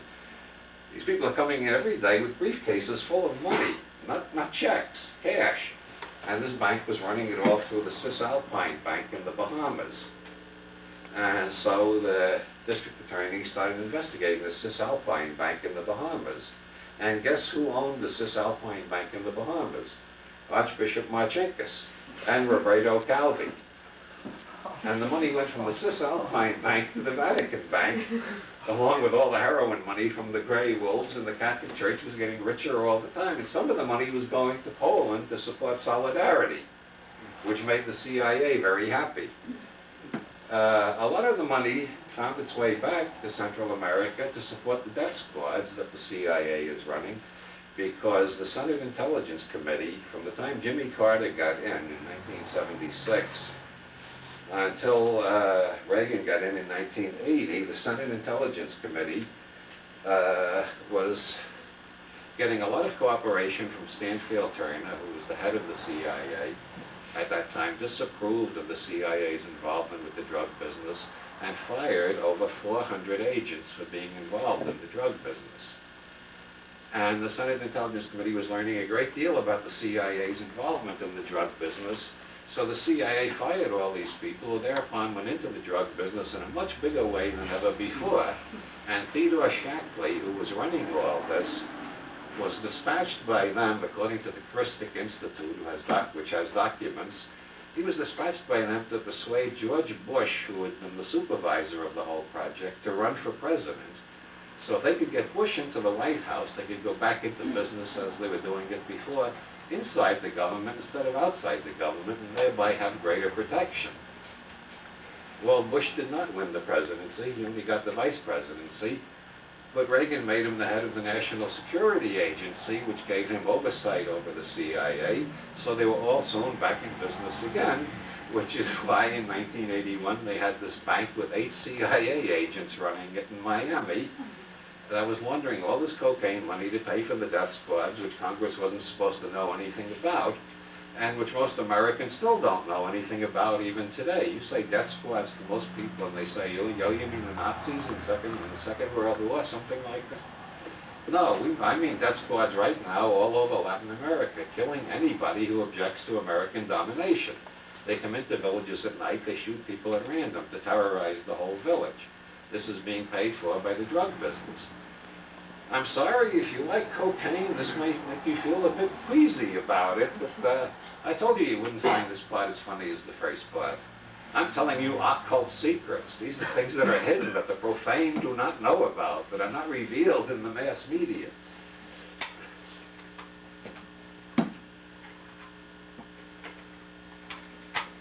The World Finance Corporation was run by Hernandez Cataya, who was one of the people, along with Howard Hunt, who had masterminded the Bay of Pigs invasion.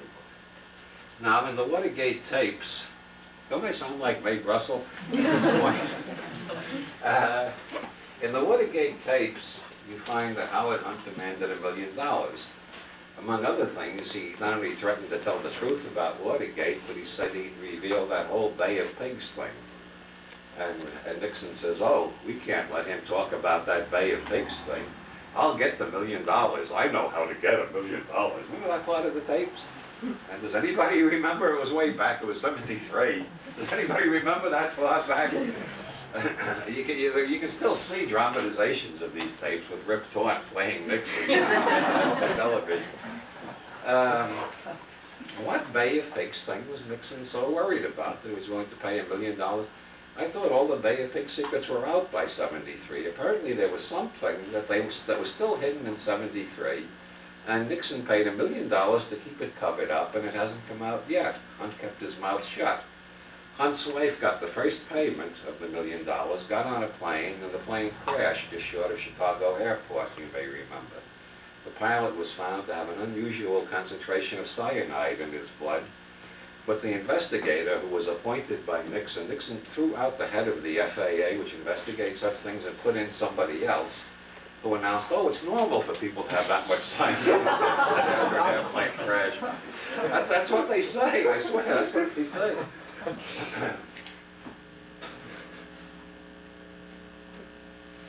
When Ronald Reagan took office, Licio Gelli was a guest at the inaugural party. Remember Licio Gelli? He was the one who set up this whole organization between the Knights of Malta, the CIA, and the cocaine business, and the death squads, and Klaus Barbie and his old friends from the Gestapo. In 1944, before the invasion of Sicily, the OSS, the parent of the CIA, went to Lucky Luciano, who was serving a term for procuring, or for running a prostitution ring, or whatever the hell is the legal term for it. And they told Lucky Luciano, we'll get you out of prison early if you will send messages to your friends in the Sicilian Mafia to help the American troops in the invasion rather than opposing them. Luciano agreed. The invasion of Sicily went off very smoothly and quickly, and the American intelligence community found itself married to the Mafia from then on. They never did get untangled. After the war, they used the Mafia to attack the French labor unions in southern France, and then onward through Licio Gelli, they went after the Italian labor unions and so on. And it gets harder and harder as decades pass from the 1940s to the present. You can never say this was Mafia or this was CIA. The two are so intertwined that all you can say is this was Mafia and or CIA. On the other hand, William Casey, who died while under investigation in the Iran-Contra, wait a minute, that was General Musumeci. He died while under investigation in the Bologna Railway bombing. Oh, it happened to William Casey too. People under investigation often die suddenly. It's the stress of publicity, I guess. William Casey, like General Musumeci, was a Knight of Malta. Just like Licio Gelli, who set this whole thing up, just like Roberto Calvi, who ran the Banco Ambrosiano and the Cisalpine Bank with Archbishop Marcinkus. Roberto Calvi was found hanging from a bridge in London on June 18, 1982. Scotland Yard ruled that it was suicide. There was a lot of criticism in the English newspapers, and there was especially a hell of a lot of criticism of the fact that Calvi was a Freemason, and the detective who investigated for Scotland Yard was a Freemason too, and that Calvi was found hanging where the rising tide had covered his dead body. Now, the first degree oath in Freemasonry includes, or used to include, they changed it since Calvi's death, by the way. It used to include, and if I ever betray my fellows in the craft, may I be hanged where the rising tide will cover my dead body. Which pretty clearly indicates that Calvi was killed by his fellow Freemasons, or by somebody who ardently wishes us to think he was killed by his fellow Freemasons. His wife claims he was killed by the Vatican. Clara Calvi has said consistently from the beginning, from the time Calvi was found hanging from the bridge, she still says, he told her, he called from London and said he was going to come back to Italy, surrender, turn state's evidence, and reveal the people in the Vatican who had hatched all these major crimes he was involved in. Generally, when you turn state's evidence on crimes of that level, you get off. The other people take the fall. And he said he's afraid that the Vatican will try to kill him, but he thought he had enough on them that they wouldn't dare do it in public. That's sort of the way General Noriega feels right now. They won't dare do it. Well, everybody knows I'm here in the prison. And anybody want to give odds that Noriega will survive 2 months? 2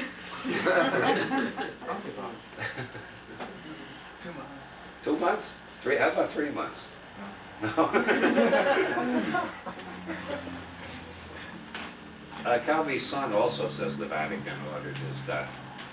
There's another book written by 2 Italian journalists who claims the Mafia killed Calvi because he shortchanged them on one of the heroin deals. So there's more than one theory about Calvi. The interesting thing is the Knights of Malta include Otto von Habsburg, who's also a member of the Priory of Sion and the president of the Society for the United States of Europe, and a direct descendant of Jesus Christ, if you believe the genealogies in Holy Blood, Holy Grail. So maybe the earth is hollow after all.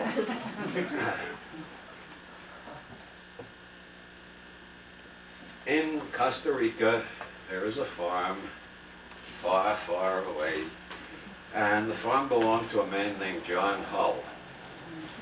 How many people have ever heard of John Hull? Hey, and we're getting to John Hull is an allegedly former CIA agent, like the 8 guys who were running the World Finance Corporation in Miami. The DA claimed he could prove they were all still CIA agents. The CIA claimed they were ex-CIA agents. It seems to me the distinction is very metaphysical. It's been, since Fouché at least, it's been common practice in the intelligence to fire somebody when you want them to do something so bad that you don't want to track back to the agency. So they get fired and they get paid through a numbered bank account in Switzerland and they go on working, but nobody can prove it. And the 8 guys who were running the World Finance Corporation, laundering all that cocaine money, seem to be in that class. And John Hull was probably in that class too. He had a huge farm in Costa Rica. The Costa Rican government has indicted him for using the farm to illegally receive arms from Ollie North, transport the arms to the Contras in Nicaragua, pick up cocaine from the Contras, and ship the cocaine back to Miami. And John Hull left Costa Rica as soon as they indicted him. He disappeared for a while. He was then reported in Miami. The Costa Rican government asked the American government to extradite him. The Justice Department replied that they couldn't find him. It turns out he's living on a ranch in Indiana, but the Justice Department still hasn't gotten around to extraditing him back to Costa Rica. Meanwhile, the Costa Rican government, after further investigation, has indicted John Hull for murder in the La Penca bombing, in which several journalists were killed trying to cover an interview, a public statement by a guy who was on the side of the Sandinistas during the revolution against Somoza, decided he didn't like the Sandinista government, joined the Contras, decided he didn't like the Contras, and started his own revolution. And he was going to make a statement denouncing the Contras as being a tool of the CIA when the bomb was set that killed several journalists. The Christic Institute claims to have enough evidence to prove that John Hull and his crowd at the ranch manufactured the bomb, and it was delivered by a CIA agent. The Costa Rican government believes it, and they indicted Hull for the murder. the media in this country, for some reason, is not interested in John Hull at all. You gotta hunt, and I don't know how the hell you people ever found out about John Hull. You gotta hunt and hunt to find stories about the Hull case. Hull was introduced to Ollie North by Dan Quayle. This was in the LA Times the day Hull was indicted for murder. And I thought, Dan Quayle, now where have I heard that name before? And then I remembered George Bush, who was persuaded to run for president by Theodore Sheckley. Theodore Sheckley, who was running the Secord, Hakeem, cocaine and guns cartel all those years after Jimmy Carter threw them out of the CIA. And Theodore Sheckley was running this whole goddamn guns, cocaine thing. Wait a minute, I got so entangled in my grammar I forgot where I was going. Well, He asked Bush to run for president. Yeah, Theodore Sheckley asked Bush to run for president. Bush didn't make it the first time. The next time he ran for president, he said, "Look at who I select for vice president. That will tell you all about me." Now you track Dan Quayle's record back, and after he got out of the Indiana National Guard, there's a hell of a lot of evidence that while serving in Congress, he was also working for the CIA with the Sheckley bunch outside the CIA. That's how he got to know John Hull, whom he introduced to Ollie North. Now, if you look at Ollie North in his testimony, you will notice that he has a certain interesting expression in his eyes. And if you think back, those of you who are old enough, you'll remember another leading figure in 20th century politics who had that kind of expression in his eyes. That was Adolf Hitler, who was on cocaine almost continually from 1936 until he died. Adolf Hitler was the biggest coke freak in Europe. He was also taking steroids. And Hitler got more and more that same look that Ollie North has. You know that, I know I'm God, but I'm going to try to pretend I'm not while I take advantage of these schmucks. Timothy Leary says, speaking as a scientific psychologist, the effect of cocaine is to make you an obnoxious asshole. Now, who are the two most obnoxious assholes of the 20th century? Hitler and Ollie North, right? Okay, acute cocaine psychosis. Fawn Hall has admitted in testimony to the DEA that she was using cocaine all the time she was working at the White House. She was dating one of the Contra leaders who was bringing the cocaine up to Hull's ranch and dealing continually with Ollie North. So when George Bush says, I'm going to show how bad the problem is, we'll go across the street and buy some cocaine, that's more bullshit. All he had to do was walk down the hall. It's all over the fucking White House. Okay. We're going to take another short break, and then we have a question period, and then I shoot like a bat out of hell to the San Francisco airport. Okay? Short break.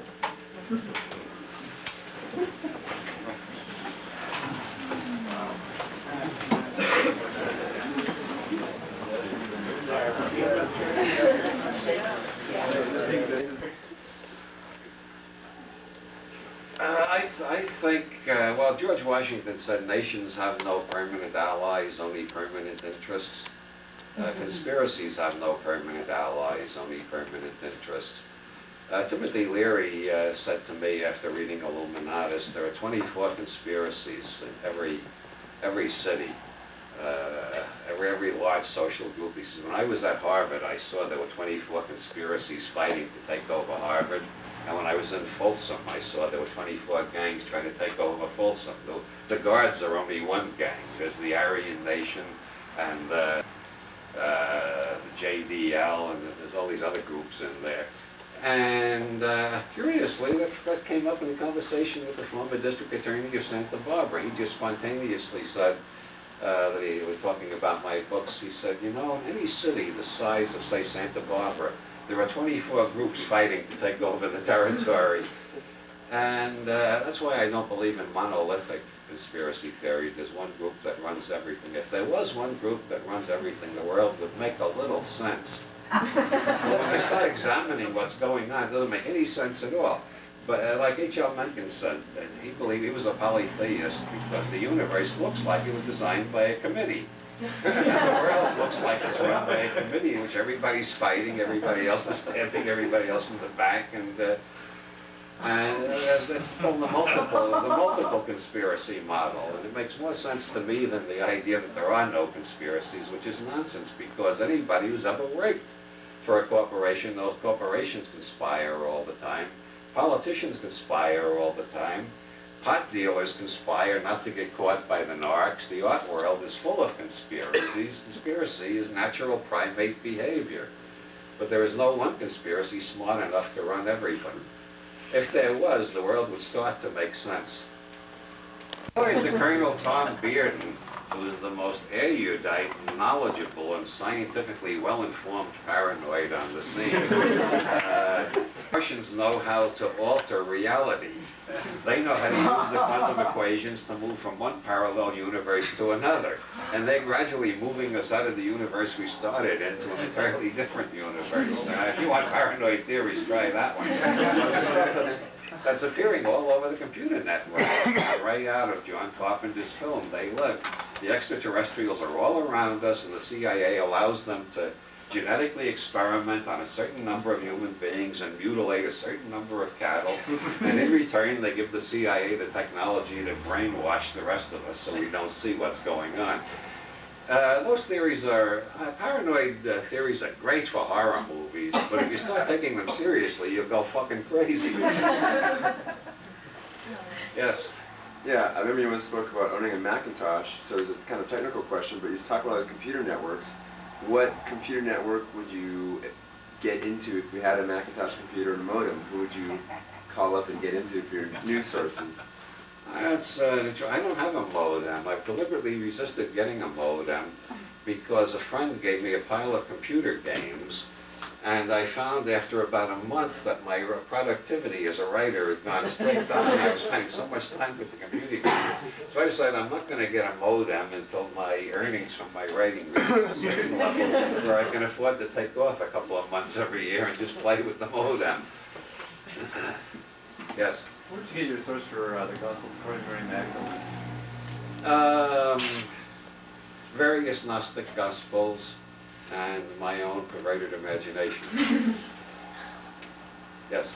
Are you going to go to that psychedelics conference at the Claremont Hotel on the 24th? No. I haven't been invited, and I got a lot of other work. Yes? May I have a two-part question also? Yes. That's the last question. Actually, it should be easy. What's Jacques Vallée doing on his compilation of the UFO sightings and whatnot? What, who? Jacques Vallée? Yeah. Any new conclusions type of thing? The last I heard, he was convinced the UFOs were a disinformation system created by an intelligence agency, and that writing about it just made him sound paranoid, so he concentrated on running his computer business and writing a book on how to use computers intelligently, and has just given up on the whole UFO thing, unless something new has happened that I haven't heard about. The second part? Actually, it's related. I was reading in your book recently that he said he gave in gracefully. They relate in space-time in ways for which we have at present no concepts. So I was wondering if he had made any advancements or if you No, that feel was 1976, or 75 maybe. Congressman at a party. Yeah, no, he changed his opinion after that. He changed his opinion quite a bit after that.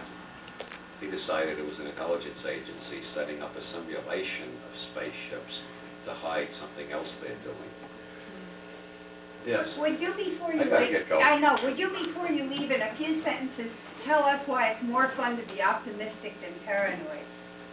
Well, I mean, it's pretty obvious on the face of it. Well, one thing, longevity statistics. Optimists live longer. John Barefoot of Duke University has collected a lot of statistics on that. Optimistic people outlive pessimistic people consistently. If you compare them by sex, by age, by eating habits and diet, by lifestyle, by race, by all sorts of things, the optimists live longer. Also, optimists have more fun. And besides, maybe things are going to turn out okay, in which case the pessimists are killing themselves and being miserable for no good reason at all. And the final reason is, even if everything is going to turn out terribly, the optimists are having more fun before the final tragedy comes. Whereas the pessimists are living in misery all the time.